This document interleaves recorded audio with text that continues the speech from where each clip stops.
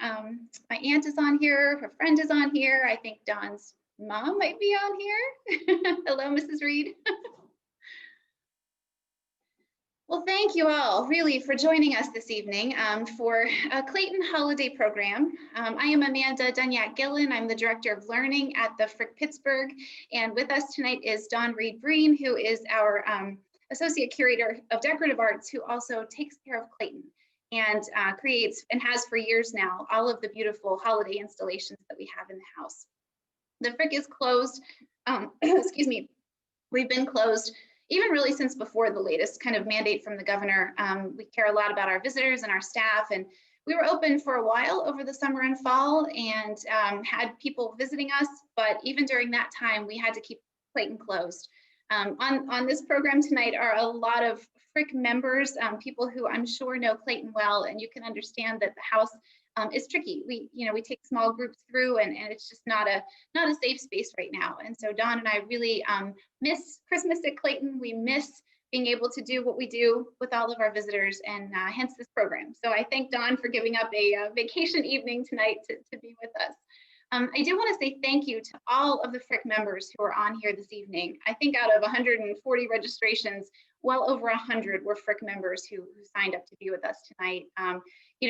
These are strange and difficult times, and Frick, supporting the Frick through membership, through your donations, means a lot to all of us, to the care of Clayton and all of our collections. So really glad to have you. We say thank you.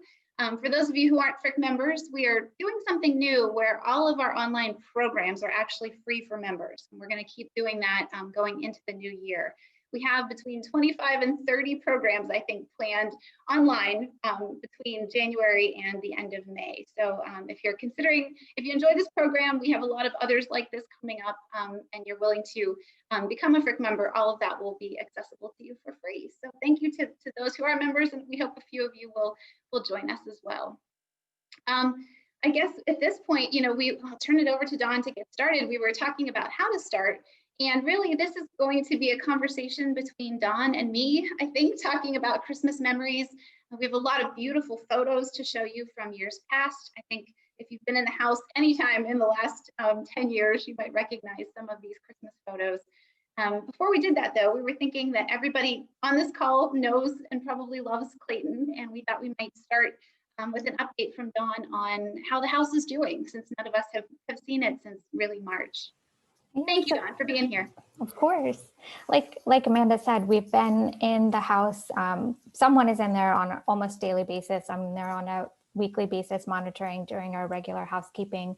And we're really looking forward to using this time to hopefully undertake some projects that are kind of overdue, to do some preventive conservation work in the house and outside of the house as well.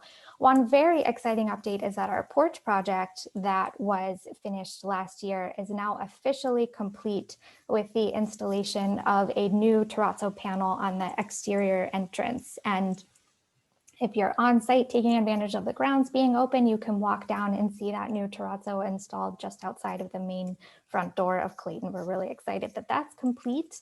And we'll also be embarking on another restoration project on the front facade of the house, addressing the Juliet balcony and the stained glass dome above Mr. Frick's bathroom. So time well spent. We're missing it greatly, but it's gonna look great when we get back in there. It will indeed. We're taking care of the house. It is loved and cared for even while we're closed. Dawn and the other curatorial team are always thinking about Clayton and keeping it safe. Dawn has a PowerPoint she's going to share with a lot of photos. While she's doing that, I just want to say I didn't do my usual Zoom tutorial. I think hopefully everybody is okay. Dawn will man the PowerPoint, and I will keep an eye on the chat. So if you have a question or a comment or a story you want to share, please feel free to type that in the chat. You can find that button by putting your cursor toward the bottom of your screen, and it will, there's a little sort of thought bubble that you can click on and type a message to Dawn and me and everybody else if you choose. And Dawn and I will keep an eye on that and answer questions. We definitely want to hear any particular stories or favorites or anything, any questions you want to know about. Otherwise, I think the other thing you can do is to switch your view in the upper right corner. You can go from gallery view to speaker view. I think if you're in speaker view, you'll see both of us, hopefully, or maybe that's gallery view. But if you have trouble with that, you can message me as well. So thank you, Dawn, for the images. I'm excited to show what we have. Yeah, it's so strange for us to not be in the house and planning Christmas this year. I have 5 Christmases at Clayton under my belt. Amanda has more as well. We're missing it greatly. So we thought it would be really fun to go down memory lane, kind of talk about what we've done in the past and our favorite installations. And I think just covering how much work goes into preparing for the holiday installation and how much research and creative thought and manual labor, a lot of sweat goes into putting this up every year too. One of the most common questions we get is, how we decide to decorate the house. And we're incredibly fortunate to know quite a bit about how the Frick family celebrated Christmas at Clayton, thanks to surviving photographs like this one, receipts and letters, all of which are in the family archives, which are housed at the Frick Art Reference Library in New York. And I love this photo of Clayton.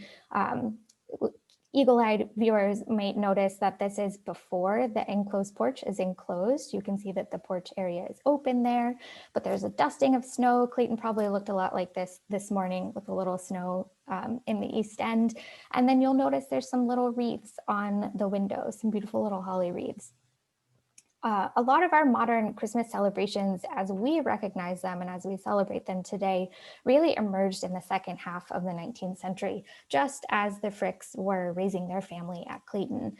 And decorating with greenery has its roots in ancient pagan rituals, but it really exploded in popularity in the 19th century. And these, hold on here, there we go. Some more archival images of the interior with a detail of those little wreaths.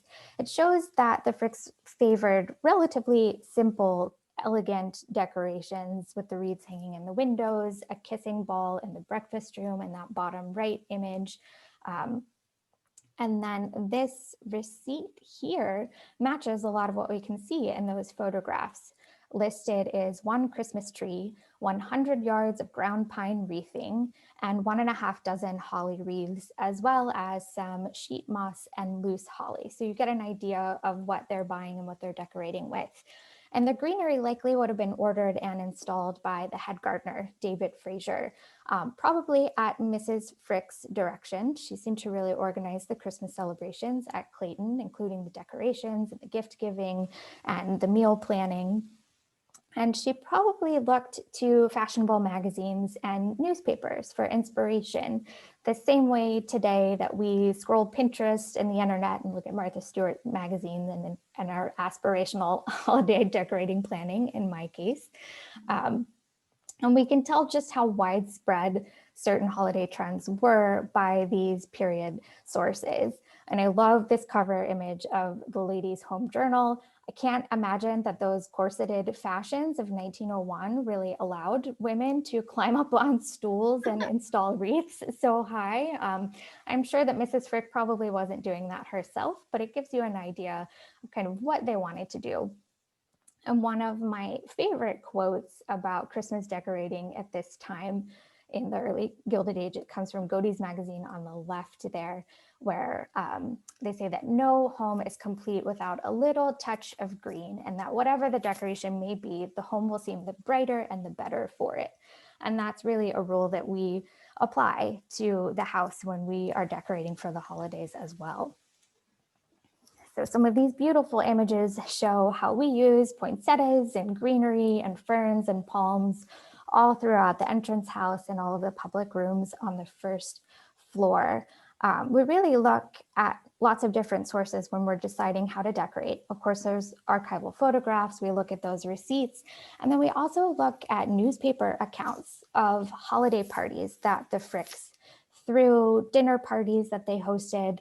And as far as we can tell, it's a little bit different than our kind of traditional poinsettias and amaryllis of today. The Fricks favored cyclamen, carnations, geraniums, roses, orchids, begonias, and lily of the valley. So we occasionally pull some of those in. We sometimes use live materials. We sometimes use faux. And a lot of those flowers were probably grown and cultured in the greenhouse on the Frick's property. And again, David Fraser would have been pulling those in, but we also know that they were buying some specimens from local nurseries as well. And of course, like many houses today, the Christmas tree was really the main event. And this image shows that the Fricks went all out. You have the simple, elegant wreaths on the windows, and then you have this, which is a little bit different. This is on the enclosed porch at Clayton. And from the size of that room, we're guessing that this tree is about 12 feet tall, and it's decorated with glass ornaments and baubles and beaded garland. The Fricks probably purchased their tree just a day or two before Christmas. I'm not sure if any of you on here are the type of people who are decorating after Halloween, but unlike you, the Fricks would have been putting it up just a few days before. And of course, there's several reasons for that. They wanted it to stay nice and fresh. And sometimes people are surprised that the Frick family was really putting their Christmas tree out on the enclosed porch. But there's a couple of reasons for this. One is, since it is kind of an outside-inside space, it would have been a little bit cooler. So their tree probably would have stayed fresher and nicer a little bit longer. And then of course, the other aspect is that it was safer. The Fricks might have been decorating with live lit candles and before the advent of our electric Christmas lights. And of course, that posed a risk to the house and fire in the house. So having it on the enclosed porch definitely helped with that. So as with the greenery, the gardener would have had the job of selecting and setting up the tree. And trees of this period usually combined some glittery store-bought ornaments, as well as some homemade scrap ornaments that could have been made with remnants of cards or lithographs. They might have had little gift packages, paper cups with candies and edible ornaments like apples and oranges, as well as ribbons and flowers and candles. We don't have any ornaments that belong to the Frick family, but we do have several period ornaments or reproduction ornaments in that style. And we're always looking to add to the collection. So if anyone has any leads on sources for some holiday ornament artifacts, we'd really love to know about them. And since the Frick family is putting their tree on the enclosed porch, that is typically where we display our tree as well. But we do occasionally display it in different rooms in different areas of the house, although this is our favorite spot to put it. And when you see this view, you can see that we often have that ground pine wreathing on the windows as well, although that is getting harder and harder to find in a real material. Dawn, I was just thinking, to interrupt you, but the difference where the Fricks had their Christmas tree is now, we get questions about this, now where the orchestrion is located. Do you want to quickly explain that? Yeah, I scoot back to this. So you can see their Christmas tree is basically where the orchestrion is now. So their orchestrion was not always placed, obviously, where it is here. It used to be, you see the little glass walled door just to the right of it. It had its very own room just off of the enclosed porch, just inside from the parlor. When they purchased it in 1892, they originally installed it in the parlor inside the main area of the house, but it was too heavy for the foundation. So they moved it out and kind of built that little orchestrion room, which is where it was when the Frick family lived in the house. And then when we restored the house to open for public tours, they moved the orchestrion out just for ease of visitor access and visibility. Thank you. And we had a question about the dates of the archival photos, the Frick era photos, and those all date to around 1900, 1901. There are actually wonderful photo albums. If you look at the Frick Art Reference Library website, there's under the family archives, the family papers, they have digitized photographs from a couple of different family photo albums. And that's where a lot of these photos and lots of others of Clayton and the property and the family can be found. So I can put that address in the chat, but what you're seeing is really like 1900, 1901. They're really fascinating to look through. I can't recommend them enough. And we're lucky that they were taken around Christmas time. So not only do they tell us about the house and how they're living in there, but how they're celebrating the holidays. So typically we're showing the tree on the enclosed porch as the Frick family did, but occasionally we've installed it in different areas of the house. During restoration projects, when the enclosed porch was closed and we were using different entrances, we installed the Christmas tree in the reception room at Clayton, which was quite fun, a very different look, really beautiful, but a bit nerve-wracking for the curatorial staff, I think. I said we often are combining artificial and live greenery, but we typically always are using a live tree. So this was a year when we took extra special care for all of the artifacts in this room. Using the live material does really change your experience. I think going through the house, there's this beautiful aroma and it creates this wonderfully evocative holiday atmosphere. And it was really fun the year that we did this. Another year we installed, this is an artificial tree. I think it's a pretty good one for an artificial tree, up in the sitting room, which is on the second floor of Clayton and more of a private family space, probably used as a family room. And it was really fun to imagine the Frick family gathering around this tree and opening up their presence in this space. So we like to change it up every few years and use some different materials. We like to use the historic archival as kind of our guiding map, but we are always looking for new experiences as well. So it will never be the same when you come to Clayton for the holidays. And we keep that in mind because we know a lot of you come every year. So we always want it to feel nostalgic and special, but always a little bit different. We are always wanting to think of ways to reinvent Christmas. I think we say that around June, which is typically when we start thinking about and planning for Christmas, is well in advance of the holiday season. So one last, we can go through what might the Fricks have received on Christmas Day. We know quite a bit about that thanks to Mrs. Frick in particular, who kept very detailed shopping lists, many of which survive in the family archives. This is another photograph from that 1901 album that's at the Frick Art Reference Library that also shows their kind of table of gifts set up just to the left of the tree on the enclosed porch. You can see wrapped packages, a little like vanity dressing table that was probably for Helen, who would have been around 10 or so, and lots of stacks of books and toys. Not everything is discernible, but we can look at her lists for a few other clues. This is one of my favorite archival sources at Farrell. This is a really sweet little thing, a holiday shopping list that was distributed by Schaefer and Lloyd, which was a silversmith and luxury goods shop in Pittsburgh. And it had these wonderfully helpful hints about when you should do your Christmas shopping. They were encouraging you to not go at the last minute, so some things never change, with lots of hints for what you could buy for different ladies and gentlemen in your life, many of them conveniently silver objects that you could pick up at Schaefer and Lloyd. And then another convenient spot where you could keep your own Christmas list, which is what Mrs. Frick did. So on the top image, you can see on the left-hand page, I know her handwriting is atrocious. We're often having trouble deciphering just exactly what she's written, but I think we've looked at these materials so long.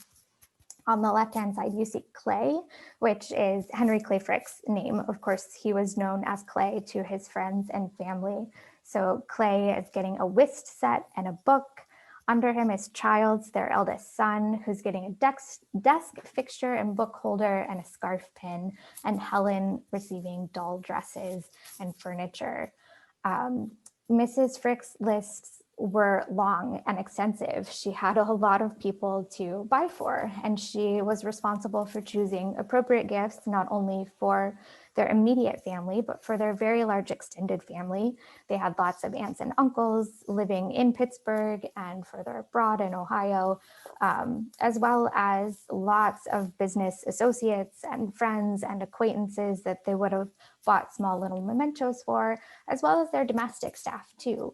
The page at the bottom lists several of the domestic servants working at Clayton. Mademoiselle is Mademoiselle O'Gee, who is Helen's governess. And you can see that she's receiving a ring.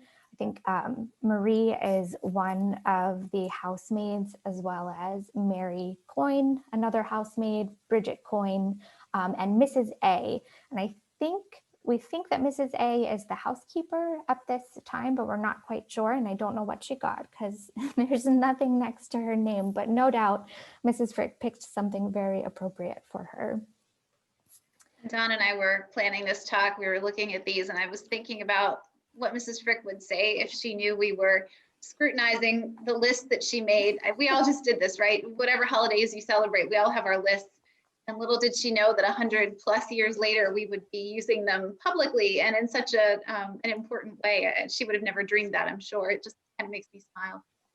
I love going through them. I have a folder of these materials, and as much as I think I know them, I still go through them every single year as we're thinking about the holidays, because inevitably I will find something that I missed or hadn't noticed before.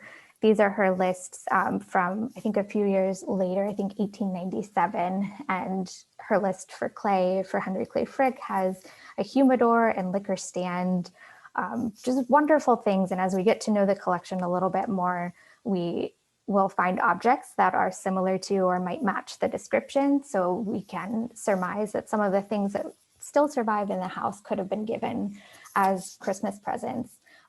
She also has, toward the bottom of the middle image, which is for Helen, she has stocking candy. So like lots of moms and parents at this time of year, she's running around buying not only all of the gifts, but all of the other little touches that help make Christmas magical for little ones. And then we also look at receipts in the family archives. If you've been on a tour of Clayton, you've probably had the archives mentioned before. The Fricks really saved everything. So that receipt of the Christmas trees and decorations, this receipt from FAO Schwartz, one of the biggest luxury toy stores in New York City, listing a box of soldiers that no doubt went to Childs and a dollhouse for Helen. So the prices on these are really extravagant luxuries. And of course, the Fricks were a very well-to-do family. Their Christmases were not like the Christmases of most Pittsburghers at the time, or most Americans at the time. I think that $75 price on the dollhouse translates to like over $3,000 today in modern money. So they absolutely could afford some very expensive and luxurious gifts for their kids, but they also gave a lot of simpler gifts like books and puzzles and games. This was a time when gifts were really meant to be kind of practical and educational, and they were very gender specific. A lot of the toys that we have that belong to Childs are kind of adventure focused or about hunting and exploring. And a lot of the toys that were for Helen were preparing her to be a household manager and a wife and a mother, with kind of a toy kitchen set and these paper dolls celebrating Christmas kind of meta collection object with these just wonderful artifacts of what messages the toys are kind of sending to their children. And then we mentioned, so we kind of tried to pull from Mrs. Frick's shopping list for various installations. So this was a whist set found in the collection, like a really like extravagant, clearly gift style whist set with Henry Clay Frick's monogram on the top of the box. So we pulled that out a couple of Christmases ago. I have not quite found out why the dice are so large. If anyone has any thoughts about exactly why these dice are like comically absurdly large, I would really love to know more, but it was a really fascinating object that tied up with her list. For Mrs. Frick, of course, she wasn't buying gifts for herself, but there are receipts in the archives that give us some clues as to what Mr. Frick was shopping for. And it's often jewelry objects or silver objects. Many of those things don't survive in our collection, but we have a lot of empty jewel boxes. So this was a fun installation a few years ago where we pulled out all of these empty jewel boxes, many of which have handwritten notes from Adelaide inside, marking which Christmas they were and what used to be in them at one time. It might say like Xmas 1905 pearl necklace, tantalizing clues for things that we no longer have. And then one of my favorite objects that we absolutely know was a Christmas gift to Adelaide is this beautiful silver tray, which is often on her dresser, even not at Christmas time. And it says, "To Mama from Helen, Xmas 1888. And I find this so charming and so sweet because Helen was born in September of 1888. So 3-month-old Helen was probably not shopping for this, but I like to imagine Mr. Frick visiting the stores and having this engraved for the new mom. And then we also have some really wonderful Christmas books, many of which you guys have probably seen if you've been on holiday tours of Clayton. Christmas really becomes the holiday we know it as during this period, including our kind of iconic image of Santa Claus as this jolly round fellow, which you see on the right here. And one of our favorite Christmas books is this Christmas Drawings for the Human Race by Thomas Nast, who's really responsible for the image of Santa Claus. And it's inscribed to Martha Frick from 1889. So a Christmas gift of Christmas drawings.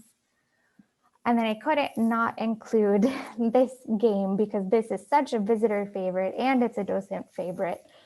This wonderful board game that's in our collection, the game of Merry Christmas, or What Will Santa Claus Bring? Kind of a wonderful example of the 19th century ideas of concern for materialism and excessive consumption, but also the love of plenty. So gifts were often kind of moralizing. So you can make your way, as you make your way around the game, you pick up all of these little gifts, some good, some not so great, and then the ultimate gift being peace and plenty. Dawn, I'll let you take a break and answer some of the questions that have been coming in. Thank you all for sending in questions. We love these programs the most when we get to hear from you. Dawn and I cannot see you, so thank you for chatting with us and asking us some things. Someone asked about, and this goes back, Dawn, maybe you can click back. I think it was the tree in the sitting room. What is the cream-colored object under the tree? And I believe it is our lovely stuffed sheep, which is a great staff favorite. So it's a stuffed sheep. All of the toys you were seeing in those photos belong to the Frick children. There was a feather tree on one table that is a modern replacement, but all of the toys and things you were seeing were, belong to Helen and Childs Frick. Someone asked about the dates of our ornaments. We do not have any ornaments left from the Frick family, as Dawn said. The ones that we have that we put on the tree were gathered up by previous curators in a different time. We haven't really added to that collection, but most of them, Dawn, correct me if I'm wrong, but they date to the late 19th century. They are of the period, but they are not Frick ornaments. Probably up until the early 1900s, I would imagine, is what we have. Someone asked about the stocking, the red stocking that was in a photo that Dawn just showed, and the stockings are actually really important. We don't have a lot we have some gifts we know we're given at Christmas, but we don't really have, other than that game and a couple of other things, much else that we know belong to the family at Christmas. So this is a full-size stocking. It's very thin, kind of flimsy fabric. We have a pink one as well. And if you've toured the house at Christmas time, you will have seen these laid out on the beds in Helen Clay Frick's bedroom. We don't hang them, they're fragile, but we lay them out. There's 3 beds in her room and we put them on the 2 larger beds. And I'll tell my stocking story. Bill Bodine, our former director, I don't believe he's on here, but before I was head of the education department, I had a wonderful, best job ever stint as curator of Clayton prior to Dawn. And I was decorating the house for Christmas. And at the time we were storing a lot of our collection offsite. And I had forgotten to bring the stockings back from the offsite storage. And I naively thought that I could get through Christmas without the stockings. There would have been a massive docent brigade revolt. And then our director, Bill Bodine, basically told me, you got to get the stockings. Like, what are you thinking of doing Christmas in Clayton without the actual things that we have? And so I had to scurry to get them in place before the holiday tour. But they've been out every Christmas prior to Dawn, prior to me. They're always on display. Somebody asked about a whist set. It's whist, W-H-I-S-T, and it is a sort of a related game to bridge. Dawn knows more about whist than I do. It was very popular in the 19th century, and Mrs. Frick and her sister Addie played almost obsessively. They took lessons. In fact, she joked the more lessons she took, the worse she got.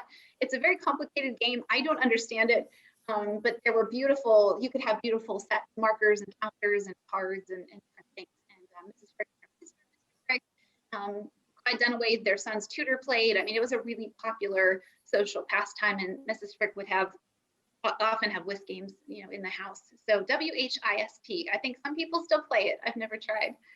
And the last question: what happened to Mrs. Frick's stools? Helen Frick never married, never had children, but her brother Childs did. He had 4 children, and then there are descendants from the family, or in the family. And in fact, we still have Frick family members on our board today.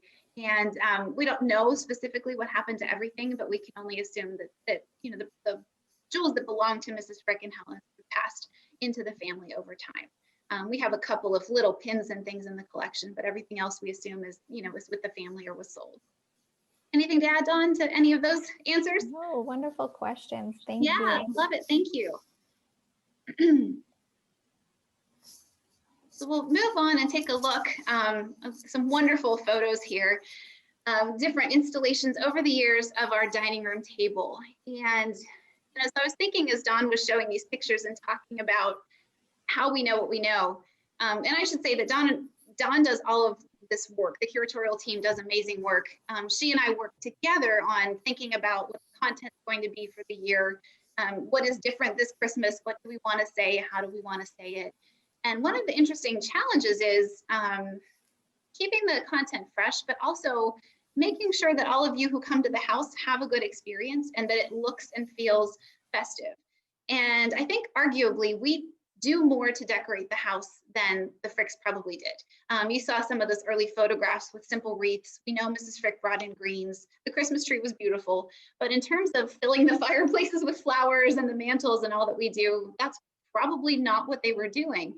So we walk this line, this balance of, making the house look festive and beautiful, but staying true to what might have been done at the time. Sometimes people ask us why we don't use more modern things, because they would look beautiful, but it's not of the period. And that's really our philosophy in decorating the house and in the content we present.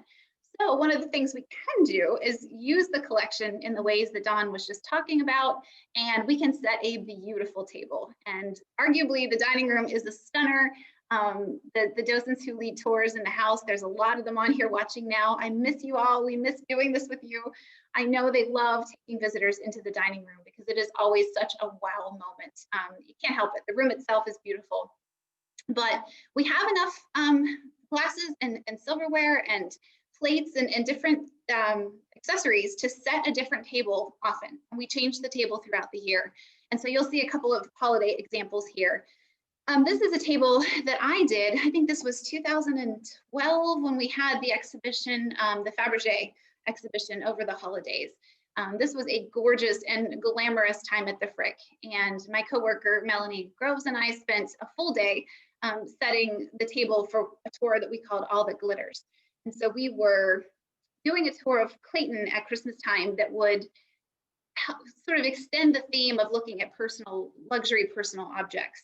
And this table setting was meant to really be something that glittered. So you see on the table beautiful sort of candle lamps, different, I'm trying to look at the silverware. I guess I can't really tell what is out. It's not the Audubon flatware. We have a set of flatware with beautiful birds. It's not that. Different, goblets and crystal, and just trying to evoke a glamorous dinner. But we don't have everything. We don't have totally full dinner sets. We have a lot of dessert plates. And so sometimes what we put on the table is maybe not exactly right, exactly the right fork, exactly the right thing. But we, again, try to find this balance between evoking a moment, evoking a dinner, and showing you, what we have in our collection to work with. Do you mind on this slide, Dawn? Somebody's asking, is any of the glass on the table setting original to Pittsburgh? I don't believe so, right, Dawn? This is more your area than mine. Yeah, the glassware that's on the table here, this is Italian. It's Venetian by a manufacturer named Testolini.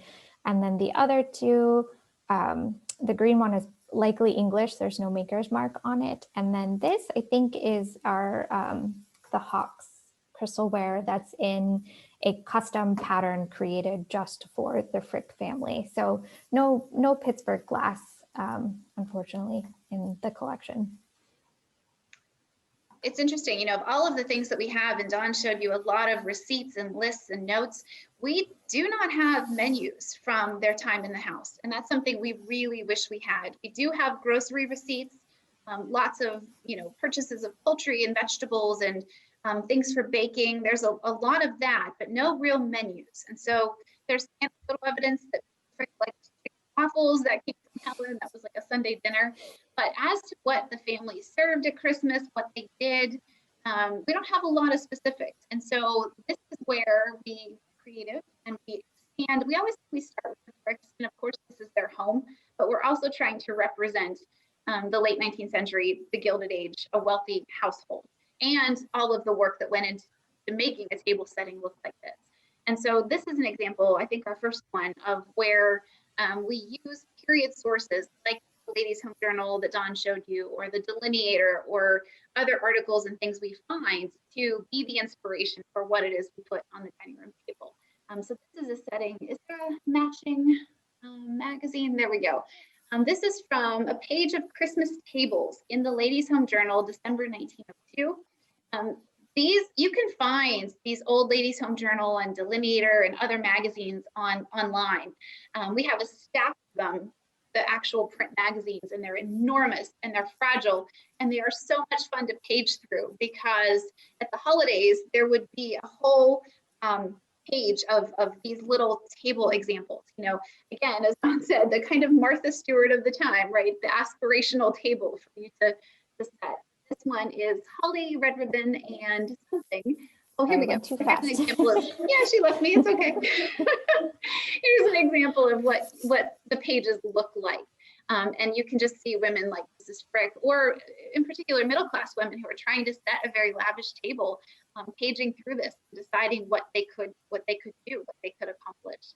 Some of them are incredibly elaborate, and festoons and just this whole sort of tent apparatus that you see, lots of candles. But if you look at this, hopefully you can see where we take our inspiration.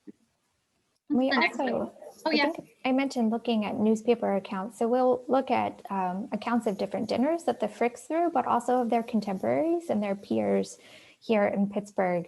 There's 19th century magazines and newspapers loved to describe in extremely florid detail all of the flowers and decorations and table settings that happened at various dinners and parties. So we'll often look at those descriptions for inspiration as well. We have a new question that just came in. What time of day was Christmas dinner, and did they attend church in the morning? I believe it was a midday meal, right, Dawn? Typically like a 2 o'clock dinner.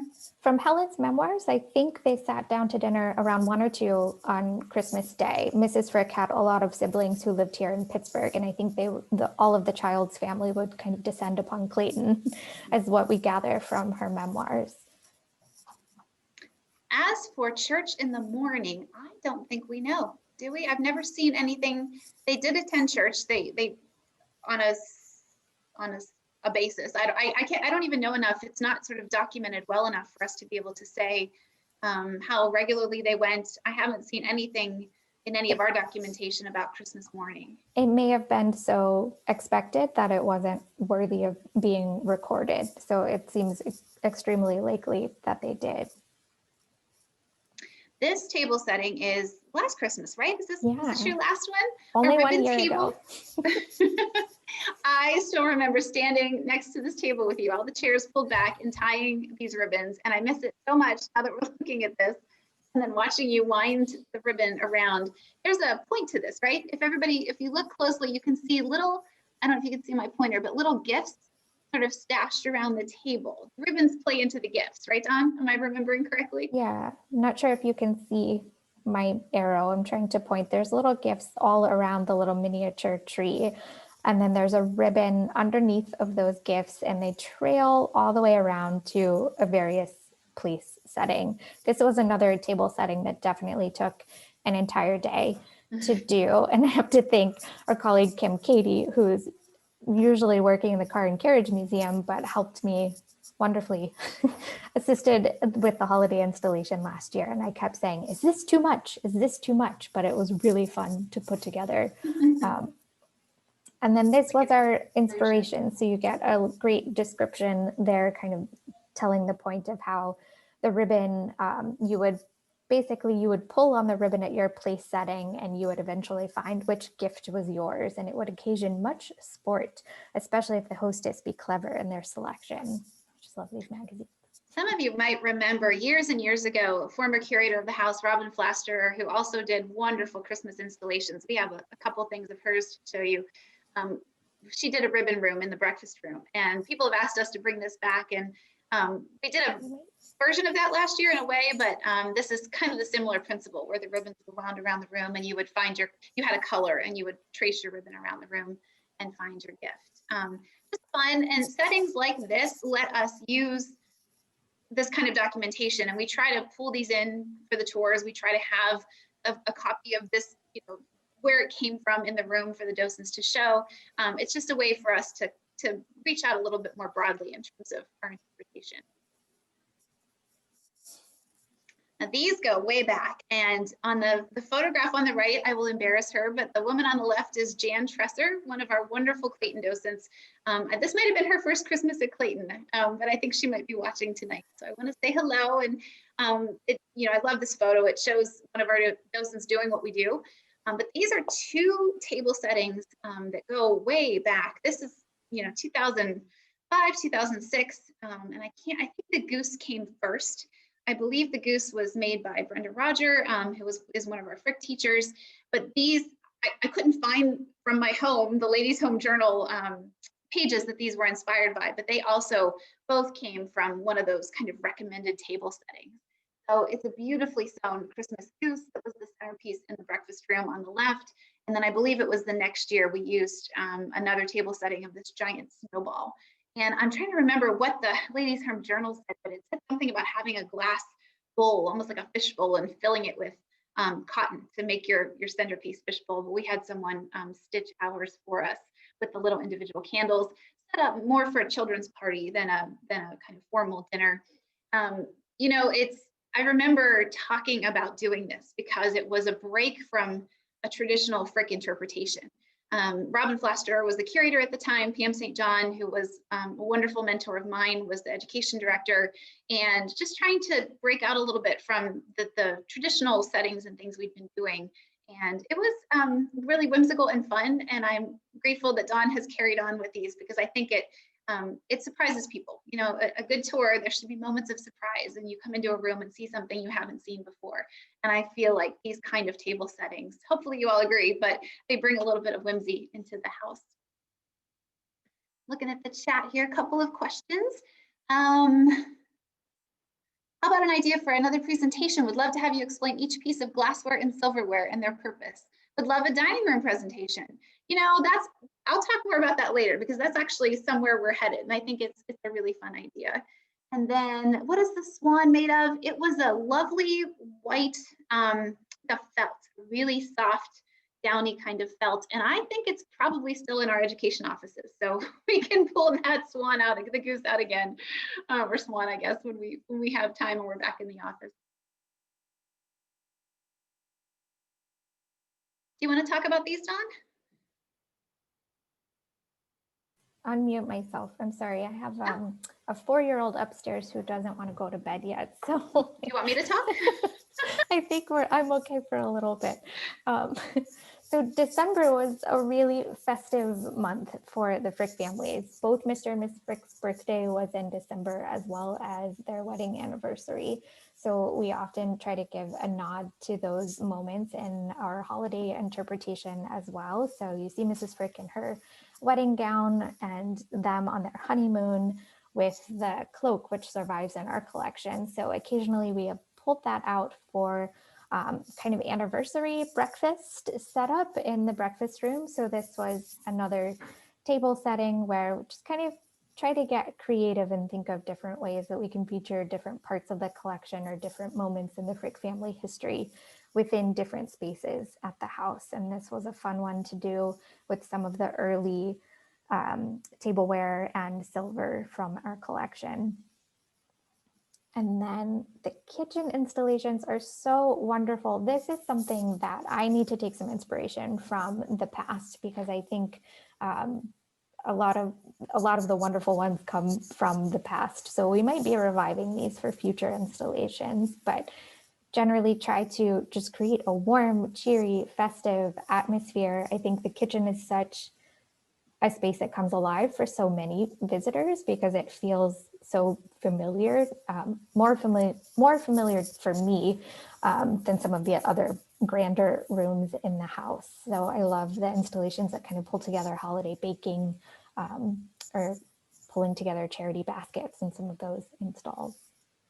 This is one of the photographs from one of Robin Flaster's installations years ago, and it's really lovely, and it's become increasingly important to us that we talk about the work that goes into living a life like this. And if you followed the Frick or been a member for a while, you have probably heard about our domestic service tours and the work we try to do to honor the people who worked in this house and worked on Christmas Day. I mean, if you were a servant working for the Fricks, you were not home with your family. Your family might not even be in this country or in Pittsburgh. And so over the years, we've tried to work more and more of that into our story as well. And I think, the kitchen is a place where that kind of comes naturally to talk about. There's another more photos on the kitchen. Another one that Robin did, I love, or maybe I think she did this. About fake food. Should I tell the candy story? Yes. So when Don and I were reminiscing about Christmases past, one of my favorite stories, it was one of the years that I was decorating the house, and we have wonderful fake food. We're very picky about the faux food that we put out.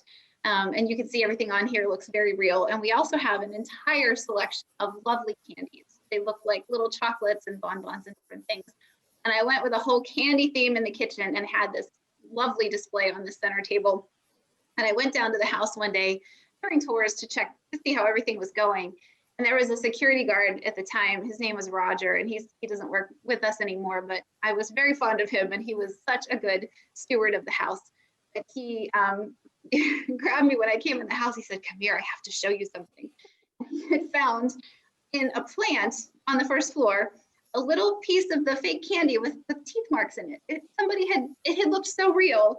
Probably a child, some little kid had picked it up and tried to bite it, and then I'm sure did not know what to do with this piece of fake candy that was in his or her hand, and so stuck it in a little plant. And Roger found it because he would have found it and gave it to me, and I kept it for a while just as a sort of reminder to myself that what we do and how visitors interpret it is not always doesn't always mesh. But I just remember being astonished and laughing so hard at that, and that stayed with me. But I guess it meant we did a good job. That things looked real enough, and they look lovely here. Robin did this setting, and I think the next one, Dawn, is the little table.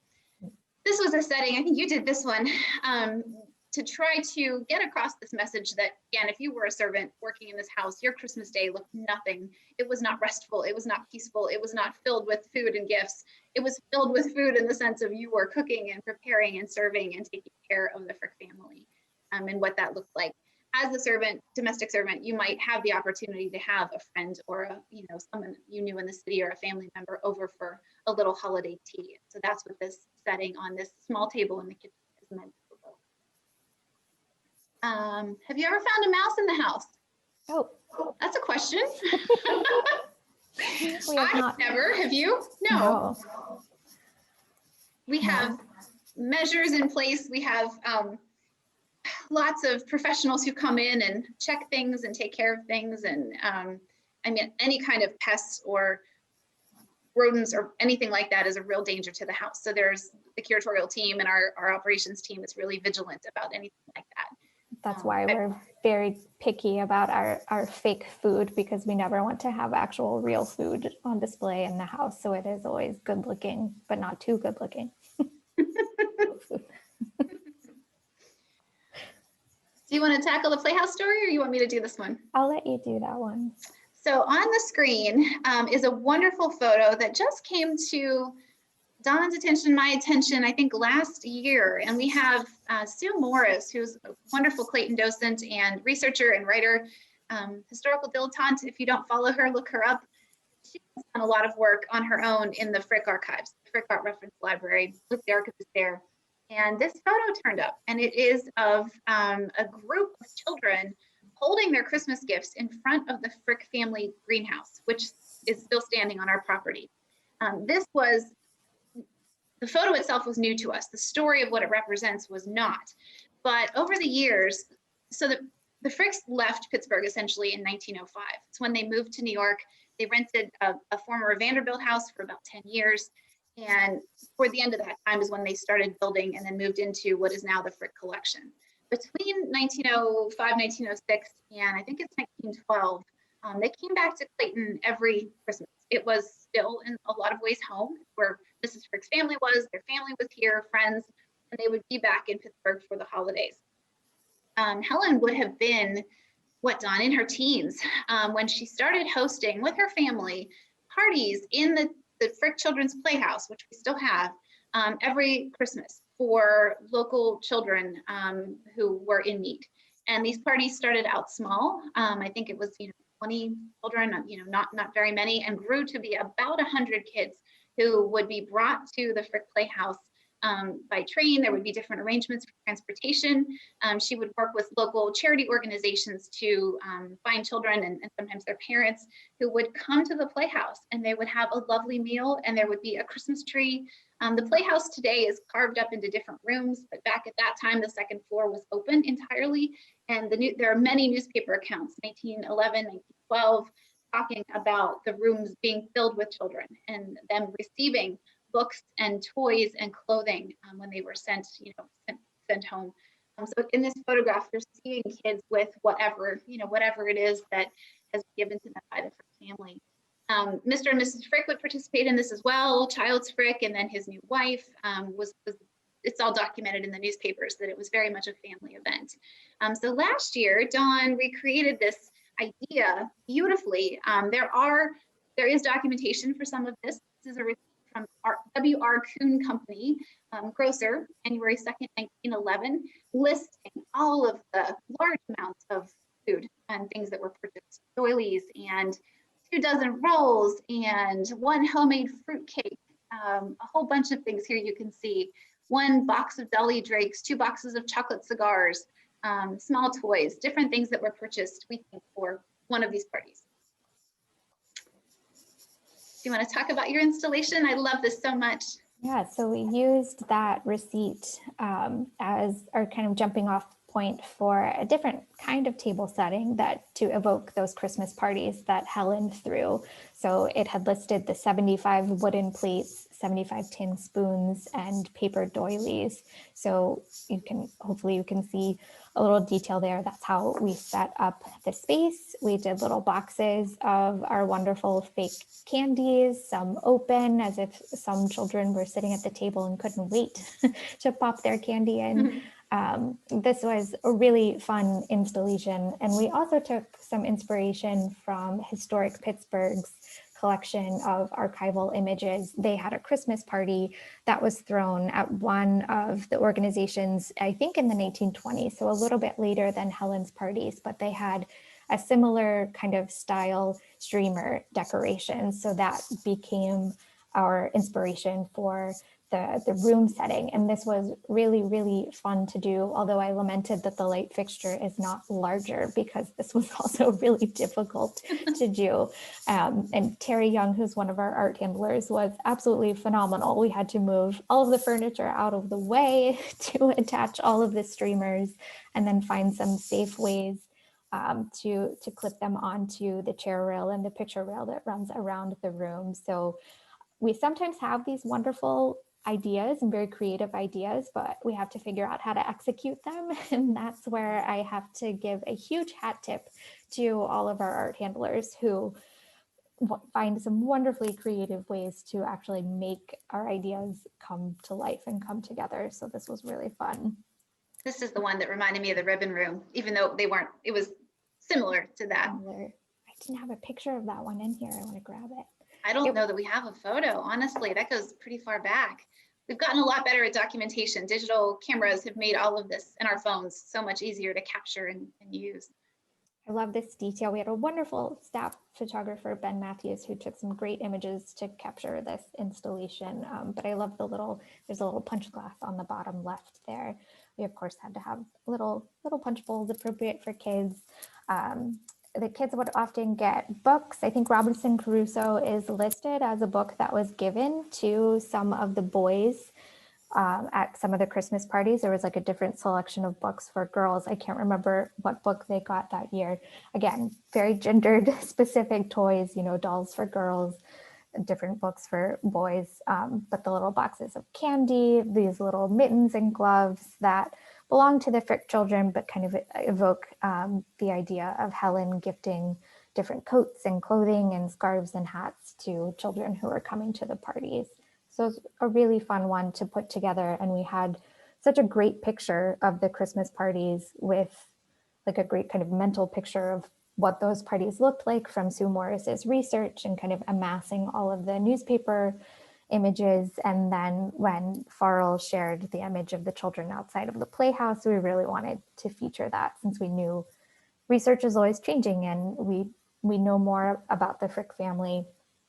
We learn different things about their lives constantly. And so our interpretation will always change. That was one of my favorite rooms you did.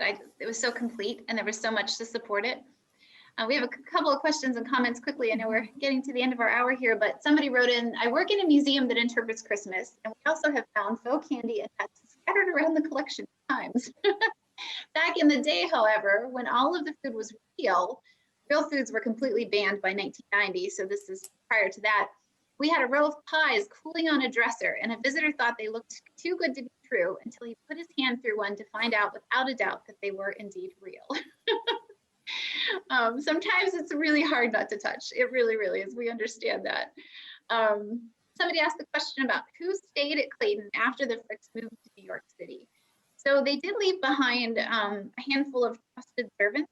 Mary Coyne, who had been a maid with them dating at least as far back as the early 1890s, stayed on, became eventually the housekeeper at the house. There were other staff who joined her. Her niece Delia worked there.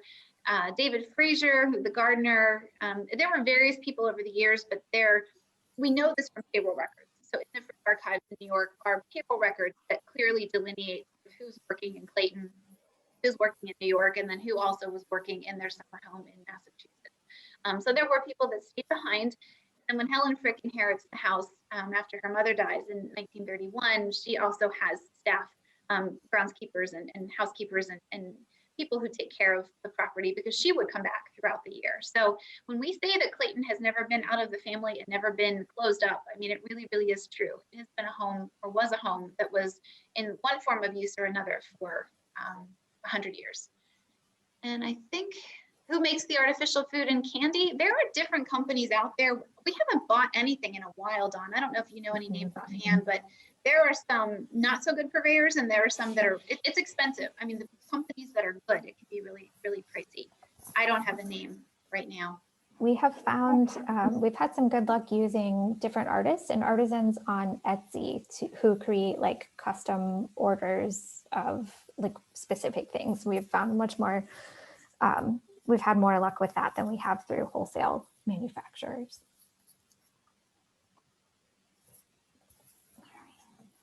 So I know we're nearing the end. This is our last installation that we're sharing. This was 2 years ago.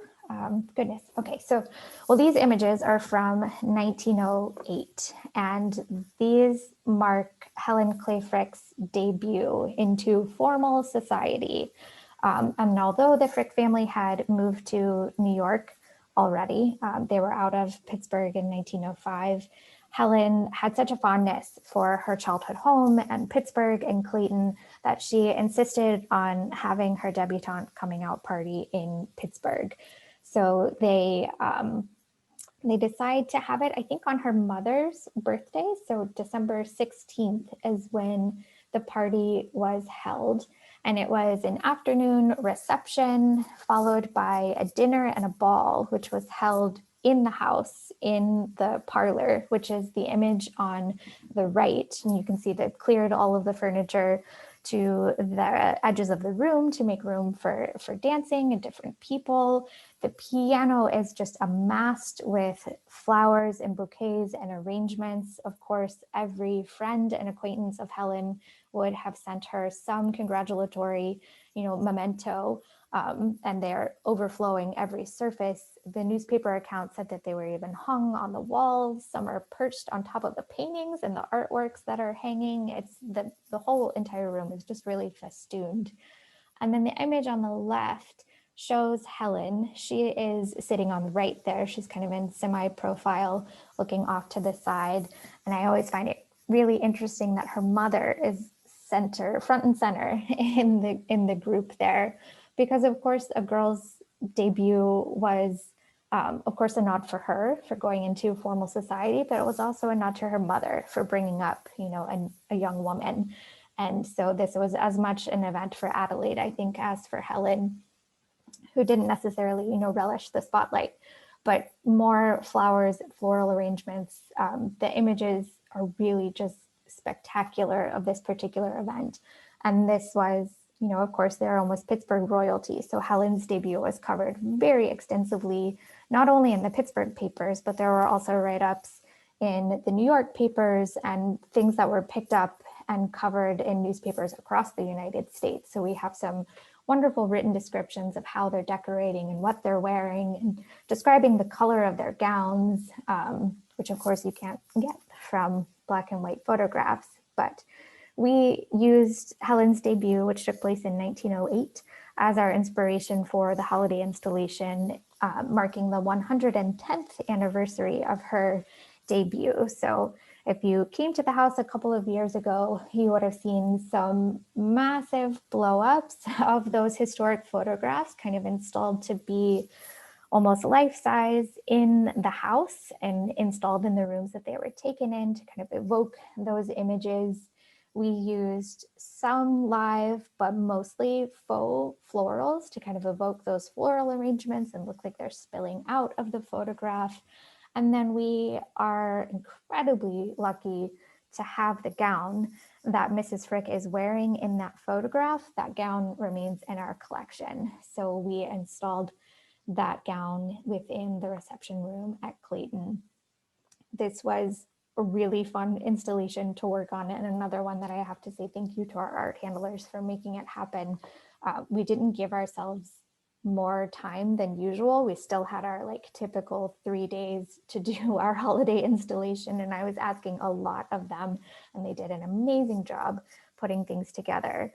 This was the parlor and how it came together. So you can see that photo in the backdrop, and then all of the faux floral arrangements on the piano, the ivy that was described in the newspaper accounts. We strung it up across the ceiling the same way you can see it in the photograph. And then this was also during the Isabelle de Bourschgrave exhibition at the Frick Art Museum. And we had 2 of Isabelle de Bourschgrave's paper dresses installed in the house. So you can see one of her paper dresses there in front of the piano. And this was based on a Calucera gown from, I think, about 1910. So around the same time period as Helen's debut in 1908. So kind of a fun little accent within the space that tied into our interpretation. And then a lot of the newspaper accounts, of course, described the meals, the things that were used on the tables, and they had mentioned a dinner service and little kind of like bonbon tureens and serving trays in the forms of cupids. And we have quite a few things in the collection at Clayton that still have little Pootie and cupids on them. So we went with a kind of very heavenly, very cherubic look for the table setting that particular year, using things that might have been used for Helen's debut in the house. And then you can see one more of Isabel's creations in the background there. So sometimes we go all out red and green with Christmas, which is really fun to do as well. And it's also fun to kind of do something a little bit fresh that evokes a slightly different event and makes use of other objects in the collection. So this was a really fun one, a very splashy one to put together relatively recently. I think.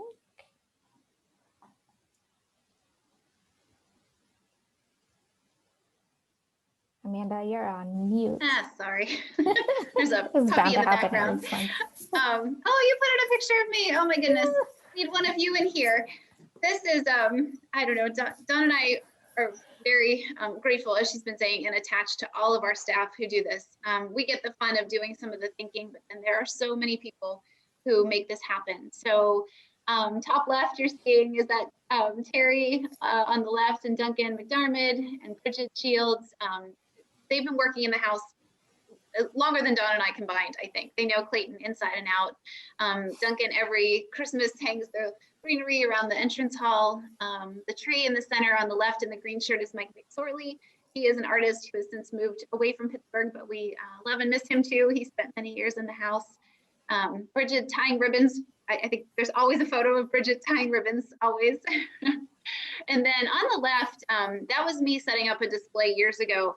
Dawn said sometimes we're red and green, sometimes we're not. We actually did a tour at the holidays about the World's Fair, the 1893 Columbian Exposition, to match up with the Carnegie's exhibit that they had going on at the time. So you never quite know, I think, what you're going to find at Clayton at Christmas. At least we try to make it that way. I don't know, Dawn, if there's anything else you wanted to say about the installation and the work, but there's a lot of it that goes into making it look perfect for everybody. Yeah, just a huge thank you. I mean, the people that you're not seeing on this slide too are, of course, all of our docents and educators who help make it come to life for all of the visitors who come through the house. And we're missing all of you. We're missing our workers, our staff, our coworkers, our docents, and our visitors as well. Clayton is missing everyone. We so miss being in the house together for the holidays, and we are already thinking about what we can do the next time that we're all together, but you can be sure that it will be something very cozy for for our next Christmas at Clayton. A lot of thank yous from people. Thank you all for joining us. I know we went a little bit long. We're glad to take questions along the way. There was one other question, Dawn. Somebody wanted to know if we've ever thought about colorizing the photograph of Mrs. Frigg and Helen at the debut, which is an interesting idea. We never have talked about that. No. Based on records that talk about clothing. Yeah, that's a really interesting idea. I like that. Well, you know, Dawn was saying, you know, we'll be back. Is there one more slide, Dawn? Is it in there? Oh, is it? Sorry. Well, if you can pull it up. We have been working, we've all been working from home, but working hard on lots of projects. And one of the things we'll be launching in the spring is a sort of interactive or a storytelling tool, essentially. It's going to let us safely bring images from our exhibitions and from Clayton and online experiences to you in a different way.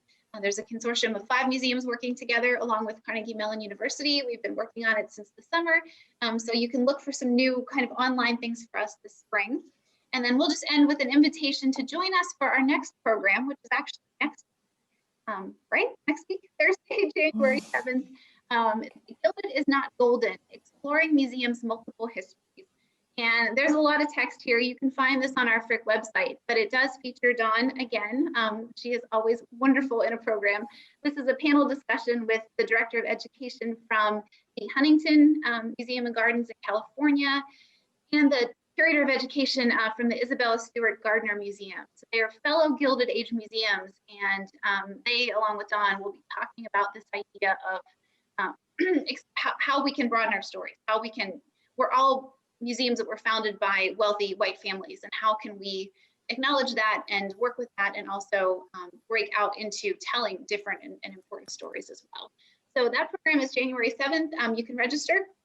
This program is free to everyone through the support of our Frick Society's donors. We have a wonderful group of higher level donors. All of our members are valuable. The Frick Societies are wonderfully committed donors who are making it possible for us to present at least one program to the public every month. And so this is our program for January. So thank you to all of you for being here with us.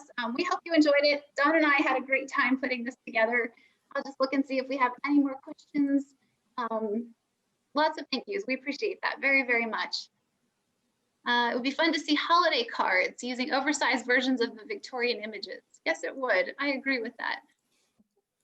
Just a lot of thank yous. Thank you for being with us. We didn't know how many we'd get tonight on a snowy kind of pre-New Year's Eve night. So we're really grateful to all of you for joining us. Oh, somebody has a raised hand. I don't know what to do about that. Two participants have raised hands. What do I do? I've never had this happen. And now they're down. You could type something in the chat if you have any other questions. I'm just looking through. I know, we all miss Clayton as well. Will there be a replay of this event available? I think we did remember to hit record, and so we can possibly put this one online. We have a really very rich virtual events page on our website, so this might be one that we can add there for people to watch if you didn't catch it all tonight. I think that's it. Thank you very much. It was so good to virtually see you all. Please join us again. Thank you, Dawn. Thank you.